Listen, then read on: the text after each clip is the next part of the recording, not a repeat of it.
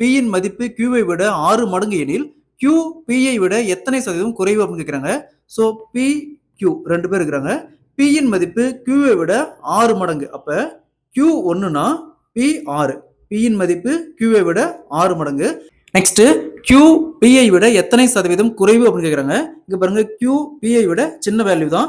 எத்தனை சதவீதம் குறைவு அப்படின்னு கேட்குறாங்க. இந்த மாடல் சம் கேட்டாங்களா ஃபர்ஸ்ட் 2க்கான டிஃபரன்ஸ் 6ல 1 போச்சுன்னா 5 வகுத்தல் யாரை விட Pயை விட. அப்ப Pக்கான வேல்யூ 6 இன்ட்டு சதவீதம் கேட்குறாங்க. அப்ப இன்ட்டு 100.